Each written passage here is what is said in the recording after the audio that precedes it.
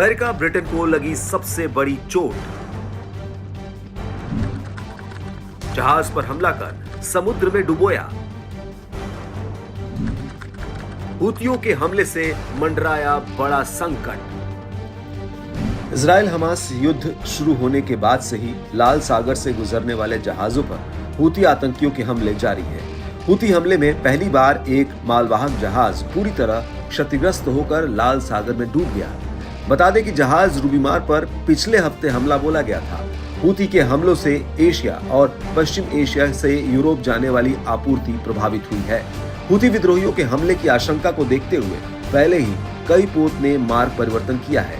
सरकार की ओर से जारी बयान के मुताबिक जहाज शुक्रवार की रात डूबा। अमेरिकी सेना की मध्य कमान ने पहले बताया था कि मालवाहक जहाज पर जब हमला हुआ उस समय वो 41,000 टन से ज्यादा उर्वरक लेकर जा रहा था। अमेरिकी सेना ने कहा कि हमले से मालवाहक जहाज को काफी नुकसान पहुंचा है।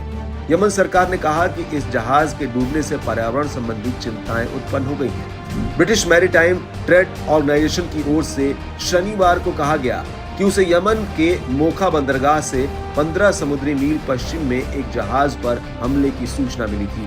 चालक दल जहाज को लंगर डालने का प्रयास कर रहे थे। सैन्य अधिकारियों की ओर से उन्हें निकाला गया। इसके साथ ही इस रूट पर खतरा और बढ़ गया है।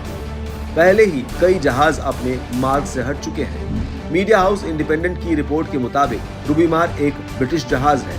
इस पर बेलीज का फ्लैग लगा हुआ है।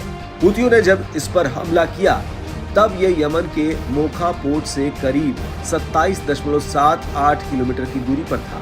पिछले 12 दिनों से ये उत्तर की तरफ बढ़ रहा था, लेकिन लाल सागर में तूफान और खराब मौसम की वजह से जहाज डूब गया। जहाज डूबने की खबरों के बीच यमन के प्रधानमंत्री अहमद अवद बिन मुबारक ने कहा, हमें हर दिन हूती विद्रोहियों के एक्शन की भरपाई करनी पड़ती है। वो देश को तबाही और जंग की तरफ धकेल रहे हैं। दूसरी तरफ हूतियों ने 18 फरवरी को हमले के बाद ही जहाज के डूबने का दावा किया था। बेलीज के फ्लैग वाले रूबीमार पोर्ट को 18 फरवरी को बाब अल मंडेब जलमरुमध्य में हूती विद्रोहियों ने बैलिस्टिक मिसाइल से निशाना बनाया था। यमन के अंतर्राष्ट्रीय स्तर पर मान्यता प्राप्त सरकार और एक क्षेत्रीय सैन्य अधिकारी ने पोर्ट के डूबने की पुष्टि की। ब्रिटिश सेना के United kingdom maritime trade operation centre ने भी शनिवार दोपहर को रूबीमार के डूबने की पुष्टि कर दी है।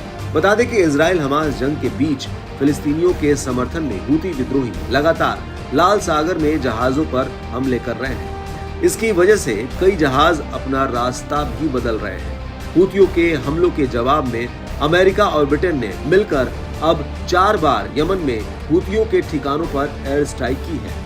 अमेरिकी मीडिया ब्लूमबर्ग की रिपोर्ट के मुताबिक लाल सागर में लगातार हो रहे हूतियों के हमलों के कारण अंतर्राष्ट्रीय ट्रेड पर गंभीर असर पड़ रहा है।